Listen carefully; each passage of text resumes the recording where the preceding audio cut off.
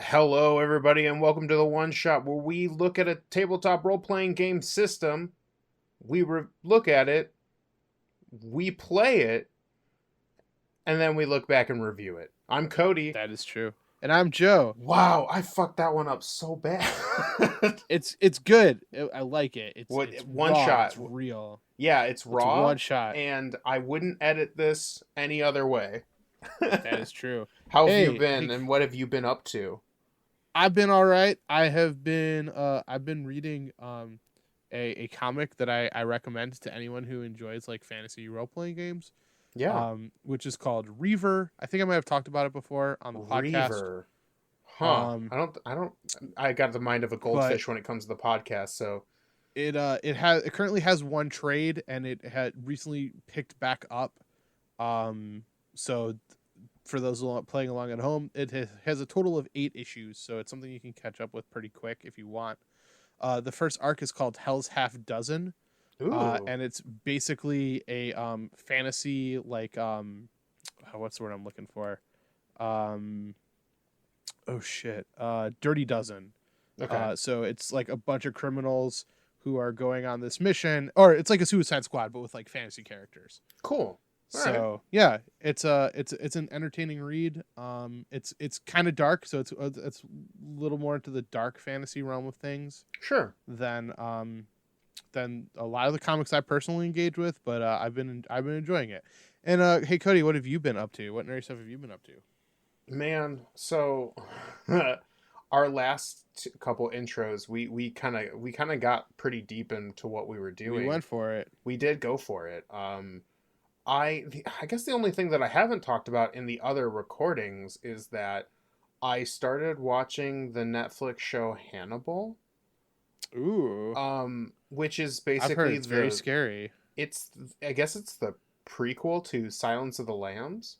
Mm-hmm. And I'm in a very interesting boat because I just saw Hannibal and went, okay, that sounds like a scary name. It's got that guy who's like always the villain in a lot of things. I forget the actor's name. Um, but I was like, sure, I'll watch it. And then I read the synopsis like after I watched the first couple of episodes because I'm like, oh wow, this is really cool. Um, I haven't seen Silence of the Lambs, so Really? I have no, like, I'm sure they're making tons of references to like, see, Silence of the Lambs, because like it's following the Hannibal Lecter, who is a killer of his own right, but like is in prison in Silence of the Lambs, and he's being used to catch another person. Yeah, Yeah, I mean, the big difference is that it's based on a series of novels. right, The person who works with him in Silence of the Lambs is played by Jodie Foster. It's a female character. right. So So like yeah. this kind of takes a weird turn, because basically Hannibal Lecter, who is, killing people and eating them, is working with the FBI to Mhm. catch serial killers. Yeah, it's kind of So, like the dark twist of the early part of that franchise or that series. right. And the thing is like they're kind of palling around with this guy who's incredibly empathic.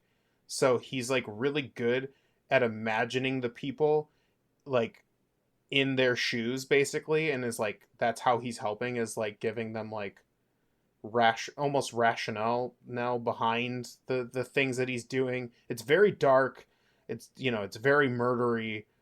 There's a lot of shit that's been going on. It's dark and scary if you like that kind of thing. Yeah. I'm going to keep watching it.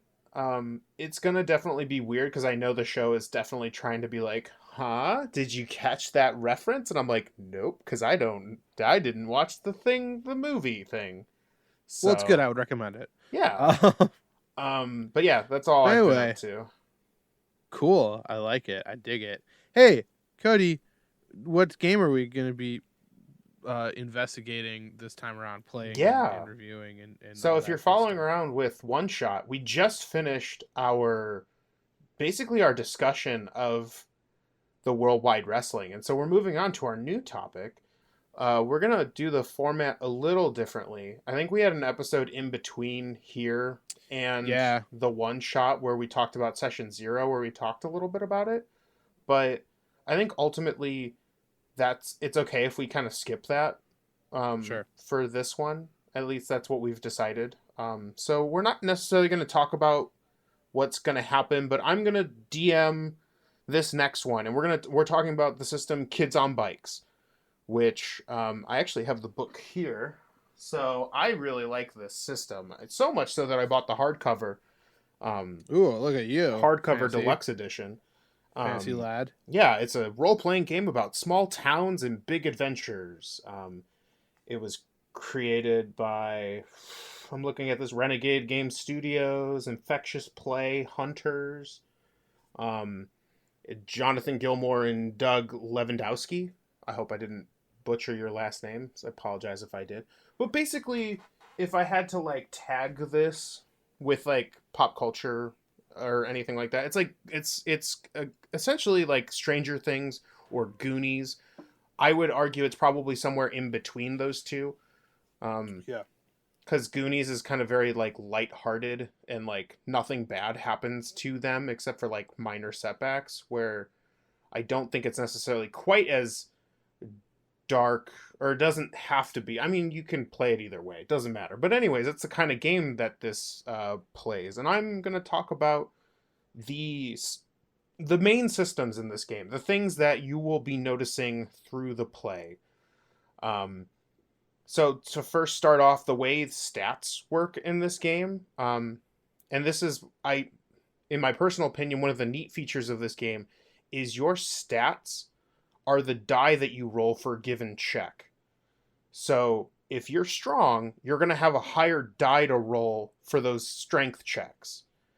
In most cases, a lot of the rolls kind of end up being like low to mid tier in terms of like, because it's basically a D4 all the way up to a D20. Um, and so Mm-hmm. if for whatever reason Joe wanted to remember something or use the library to figure something out, he would make like an intelligence check, and if he was a very smart boy, he would have a higher die to help facilitate a higher chance of success. um, that being said, there are basically three kinds of skill checks in this game. The meat of this: planned actions, snap decisions, and combat. Planned actions are for actions that have tons of time or no penalty in taking time. Um, these roles can be augmented a lot by like other characters who can assist with adversary tokens, which I'll explain a little later. And if you desire, you can, instead of rolling, you can take half your dice total instead of rolling. So it's kind of that old taking 10 uh, ideology from like older editions of like Dungeons and Dragons, where like instead of rolling the die, you just take the average of whatever you would roll. Snap decisions are the same type of check, but other players can't assist and you can't take the half die. These are, much like the name implies, these are like in the moment style things. And then combat is a series of contested fight and flight checks depending on how the attacks are being made. And these are super dangerous, and this is another unique thing of this system, because rolling lower than 10 of the combatant's attack stat basically guarantees your death. So Yeah. fighting in this game is super like not advised, right? Is very much a mystery, like investigation first, kill things later, because if you try and you fail, it has disastrous effects. Um, that being said, the characters, creating a character is super simple in this game. Basically, there are like archetypes that give you kind of like, oh, I'm the bookworm, so I have like a bunch of points in like intelligence, or a bunch of like my highest die is in intelligence, and some of my lower ones are like strength and agility or whatever. And then there's a lot of like role playing game stuff. This is very much a role playing heavy game, right? Like, yes, the die system is here. There are mechanics to augment, you know, your rolls. There is a chance, like there is random chance, but there's a lot of like relationship building and things like that. This is very, if you are looking for a very crunchy game, you are not finding it here. Yeah. That also being said, the last two bits are basically the adversary token, which I mentioned before, and then kind of what's called narrative flow. Um, and so adversary tokens, these tokens are gained every time you fail a check. So Joe rolled in the we'll use that example. You rolled to like try to find something in the library. You fail, you get that adversary token. And you can use these tokens to give yourself a +1 to a different roll for each token you use. So let's say you've just been bombing all night, right? You've made like, you have 5 tokens, you failed 5 rolls, you're just doing terrible.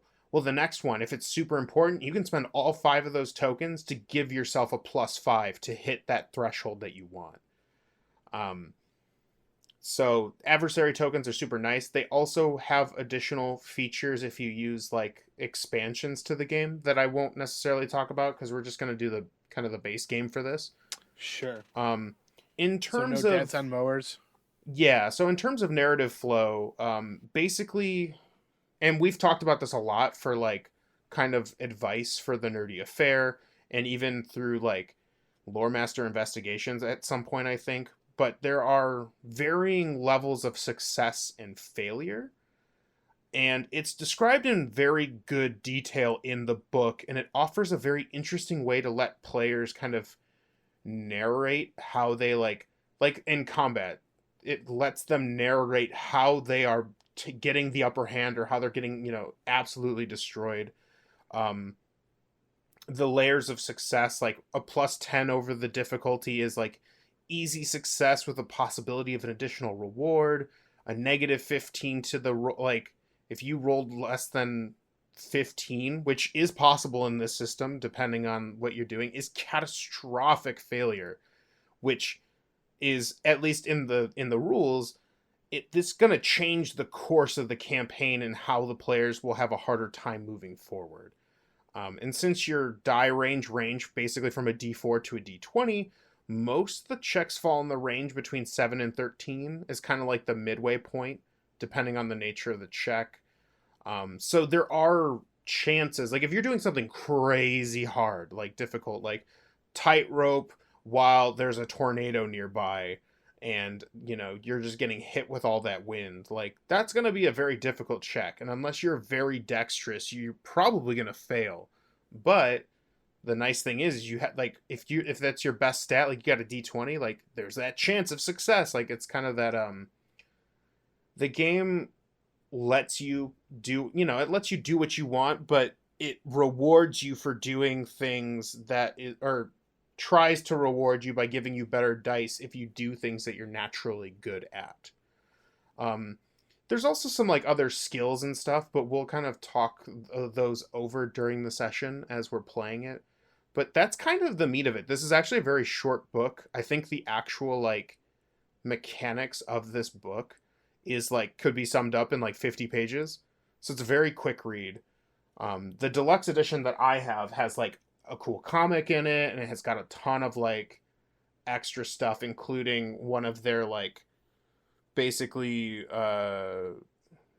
supplements that they've added, where they've included a 11 style like character that can be introduced, so it can really play like Stranger Things. But yeah, that's basically the meat of Kids on Bikes. It's a very easy system to use. A lot of things are abstracted enough so that it's very easy to just get in and play, right? Lots of role Yeah, for playing sure. opportunities. But I'm going to give it over to you, um, and let me know what you thought about reading this for the first time as you're going to be a player. Yeah, for sure. I find that I'm getting more excited by by rethinking failed saves. Okay. Just because it's like I think it's such an interesting concept to rethink failure, because it's just this idea that, like, failure is seen as such this like intense negative. especially in like Dungeons and Dragons, right? It's like, you know, I feel like there's a failure threshold, and then like a you didn't succeed threshold, and then like you succeeded and then you succeeded well. So it's like, you know, just because you didn't necessarily do the thing doesn't mean that your like party is going to dive into combat right here right now. Um Right, right, right. but I like the idea that it kind of reward, like, it doesn't reward failure obviously, but like it gives some narrative significance to failure. Along the same lines too, I think the way that they use dice is really cool and really interesting. Just Yeah. because it's like, I am a proponent of the monster of the apocalypse world system. I've played a lot of really fun games using the apocalypse world, but it's such a bummer for me that it only uses d6s. And like, part of me understands why it only uses d6s, just because it's like, hey, like I've said before, if you have a Monopoly game somewhere in your house, like, you can play an apocalypse system game right there right now. You don't have to go to your Barnes and Noble or your local gaming store or your local comic book shop and buy that set of, you know, that oh god, what's the name of the company? That Chessex? little that little Chessex, you know, single set of dice. I think it's cool that it incorporates all of the dice, and that it gives it weird significance. Um, it gives each dice Yeah. weird significance because of just like how it impacts the way that your character is built and how your character is played. Um, it seems to be designed to build like really fascinatingly balanced characters.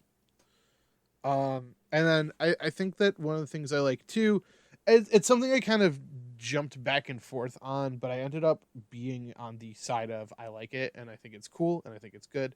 I really like that they lean into the tropiness of the genre, um, with like the pre-made playbooks. And I know that there's a section to like build your own character, but I think that the tropes that they have in the back are really fun. I like the fact that it builds your character differently if you want to be a little kid like in Stranger Things, or if you want to be like an adult or a teenager. Um, it just seems like it creates a lot of potential for fun party dynamics. Yeah. Um, It's also, and this is a side tangent, yeah, but for sure. you have the three different like age ranges. You got kid, you got teenager, and you got adult. And each one has a special ability attached to their like age range. Yeah, So like teenagers get rebellious, and they have the ability to grab rebellious, and they like basically get bonuses for acting like rebellious teenagers, which is really cool. It's a very neat idea to make make age have a mechanical benefit, or difference between the other things. yeah. Now there are a couple of things that I personally am nervous about. Okay, hit me with them. Um, so I think I'm not I read the shared power character thing Yeah, like it a comes with like couple the of times. deluxe. Yeah, it comes with the deluxe edition of the book. Um, Basically, it's an expansion on the game.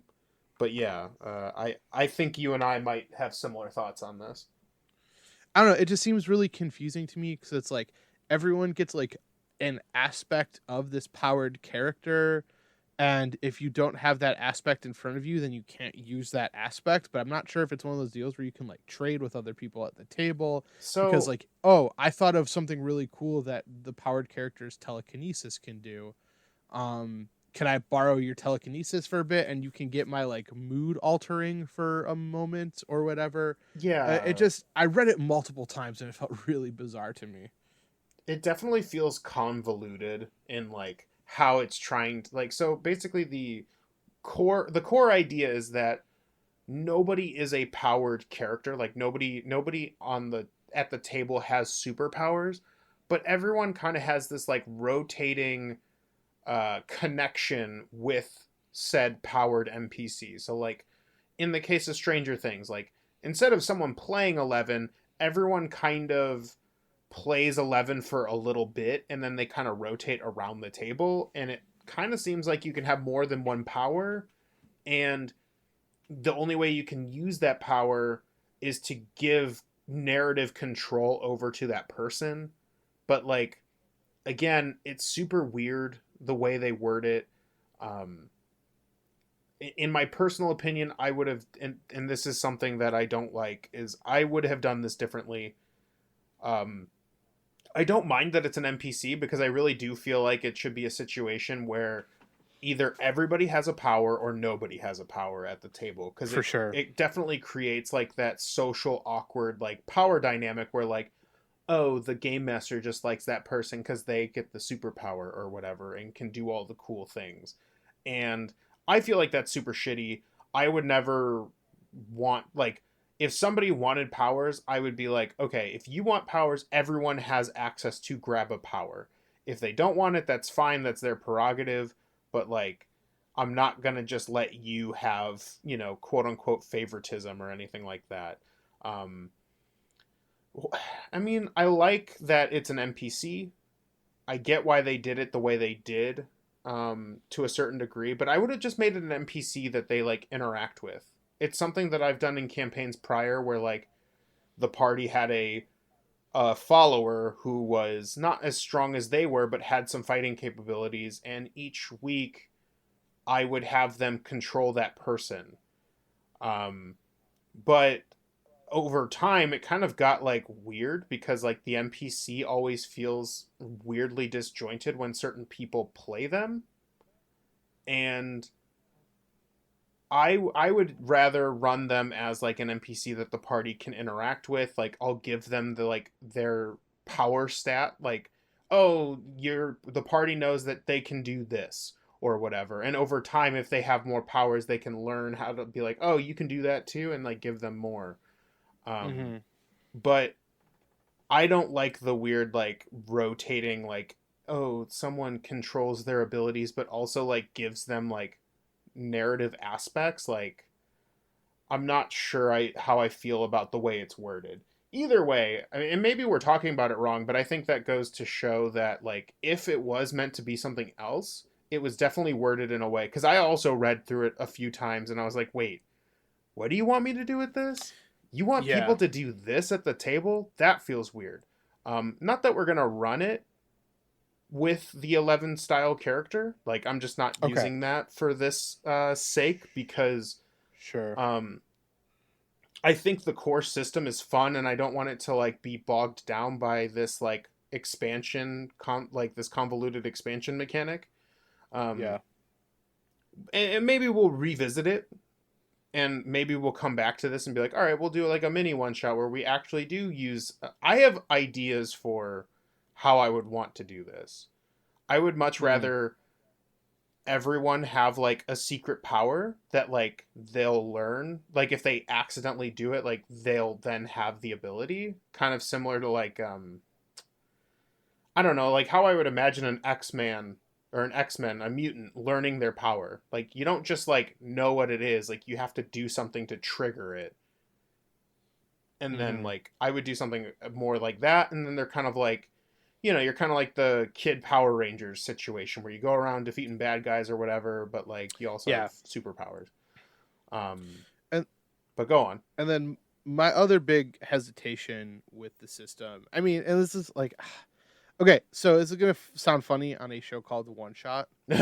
Um, but as I read through the book, like, boy howdy, does this game and a lot of other games systems that I just kind of like casually read for fun. It seems like the role playing game community in general is like moving towards more of a one shot mindset, which I don't necessarily mind. I'm not necessarily against that concept, but it's just like it doesn't seem that they have thought through much longer than like a 2 to 3 session like mini campaign. Yeah. And I don't know, that just kind of bums me out. It doesn't seem like there's a lot of room for like leveling or anything like that. Like once your die are locked in, that's it. Like it doesn't seem like you will ever get better at grit, for instance, or anything like that. It seems like you are just like kind of in your like this is your build, go have fun. And so like as me as a player, like if I'm not necessarily like getting like I feel like this is very selfish, but like I feel like if I'm not like getting things as we play, my interest will like kind of burn out quickly. So Well, I think and I don't know, this also just might be my mindset, but like it's a tabletop role playing game, and games reward you for doing things. Like every single game I've ever played is like, if you do the thing, I will reward you, right? And so like the fact that there isn't some kind like, and in this game progression is very loose. The only thing reference is like basically at the end of each session, if you plan on playing it more than once, you talk with the players and see like kind of agree on what you think they developed on. And that's it. Like there's no rhyme or reason, and basically sure you can gain new flaws, skills, abilities and traits, but like I was hoping for some mechanics on like how a game master would like be like, well, see, you did like, you failed this many times on these grit checks, and I feel like because you kept trying those grit checks, you upgraded your grit, right? Or like, well, man, you fought against your flaw so much, and like narratively there was this really cool moment with your flaw. You don't have that flaw anymore. Maybe you have a new flaw, or just remove that flaw. Like I wish there was like a little more mechanical beef to the progression, because it does really feel like wibbly wobbly, do whatever you want.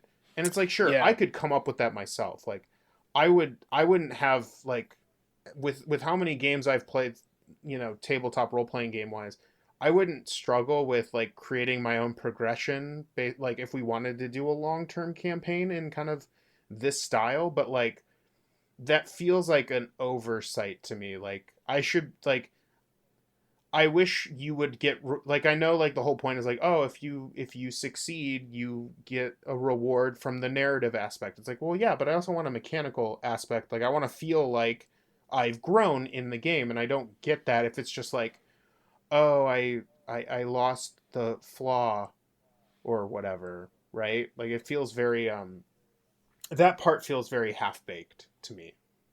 yeah, Um yeah. I mean, those were like kind of my big like those were my big like fears of it. Were just like, yeah, yeah. I mean, I obviously like we're playing this for a one shot, but like one of the criteria that I personally have when I'm like looking at these systems and analyzing them for our post game is like, would you play what this is as a campaign?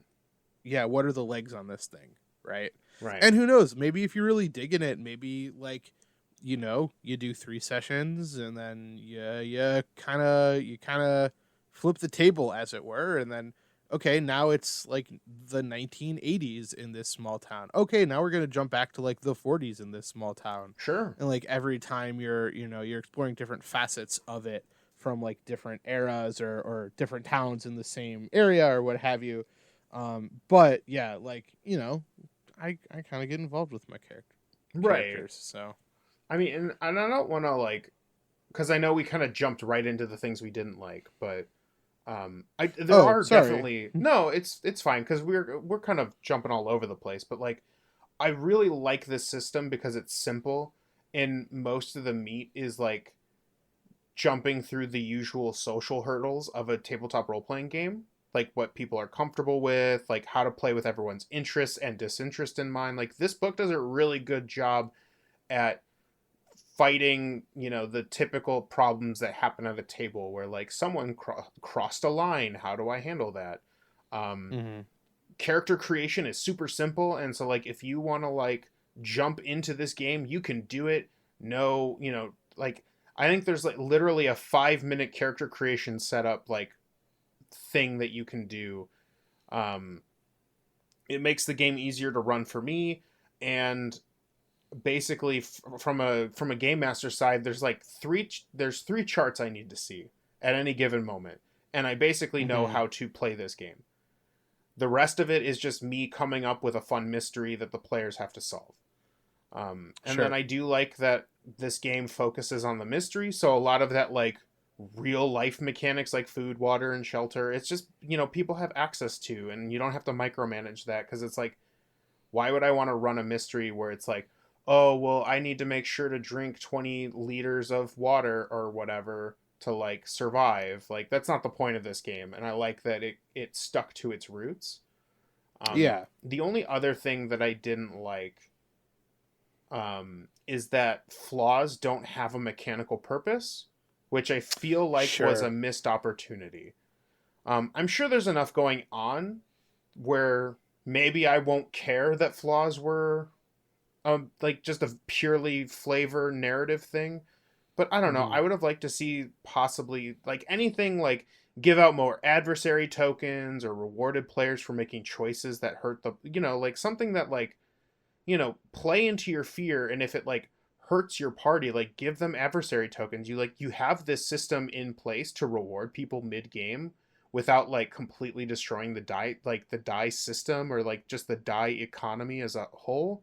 Like lean into that a little more. Reward people um with more adversary tokens or more ways to like advance forward.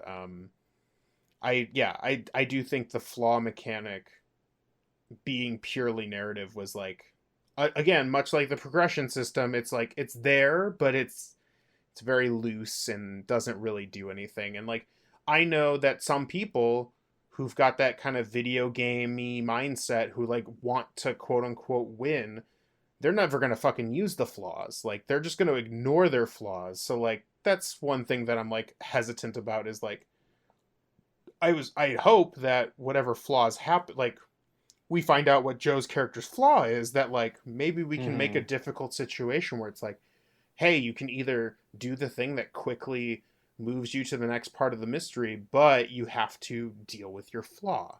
Like that's a very like it's a very innate thing that can happen, and other games reward you for that.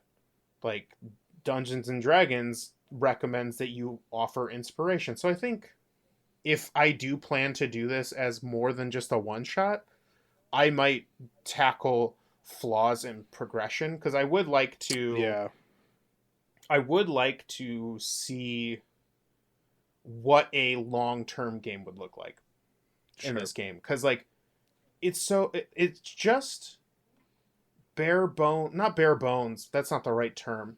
There's a really nice mechanical shell, and I feel like you can take this and put it on a lot of different things, or like a lot of things in this category, without it necessarily Hmm. being too weird. Because like at the end of the day, it's a murder mystery where like violence isn't always the option. Like I could see this being like the base for like a vampire game where like you can't go around killing people or something. Like that's like the big draw to this is like, oh, you're vampires, but you can't kill people. Like, you know what I mean? Like as long as like one of the big mechanics is like fighting is dangerous, I could see like a not Lovecraftian because I don't like to use that term, but like, playing with the Yeah, idea of sanity and like running away from eldritch monsters and things like that. I could see that being used in a game like this. for sure. But Yeah, I'm yeah, really yeah. excited to play this for sure. I actually I am too. this week I kind of got a lot of the meat for the prep notes for when we start doing this. Um, I'm Hmm. really excited. I'm gonna give you and we will have a guest returning to play with us. I think it'll be super fun. I hope you Yeah, guys enjoy it because I know I'm gonna have a blast. heck yeah. I'm excited as well. But yeah. Hey Cody, if Yeah, people liked this episode and they want to learn more, where's a place that they could learn more? they could go to our website at www.phantomroulette.com where all of our episodes go live when we publish it to the internets. Heck If you yeah. scroll down, you can see what we're all about. You can see a lot of like when like our schedule and stuff like that. But then at the bottom, right before the internet social media links, there is a form that you can fill out. You don't no email required or anything like that, but you can fill that out to give us recommendations for what we should do for the next one shot. Heck yeah. And hey, if people want to listen to the episode but they use different things than different hey, what are some platforms that we are located on that people can find our episodes at and stuff? Yeah, we're on SoundCloud, iTunes, Google Play, Spotify, YouTube. We're pretty much on anything. All you got to do is search Fandom Roulette. Yeah, and hey, if people want to like get in touch with us or talk to us on various social media platforms, what are some platforms that we're located on? We are on Twitter. All you got to do is find our. How does this work again? Twitter. We Yeah. are fandom r underscore podcasts, so you can tweet at us there. And then if you want to find us on Facebook and Instagram, where we do a lot of like everyday stuff, taking funny pictures, looking at memes, giggling, and all that, all you got to do is search Fandom Roulette. Heck yeah. Also, please remember to like, rate, review, and subscribe. Yes, Um, smash the bell. uh, Smash the bell. Tell a friend. Move us up those ranks, because these are all important things to keep giving you this fun content and stuff. Yeah, and Um, sharing this with people will, we'll be able to do more, be able to get more, pump out more content as this becomes less of a hobby-ish thing and more so a thing that we do for our jobs. Wouldn't that be fun? yeah. For sure. Yeah. But yeah, thank you guys so much for listening to Phantom Roulette. We look forward to seeing you in the future. And signing off for Phantom Roulette, this is Joe. And I'm Cody. And as always, stay nerdy. Stay super nerdy.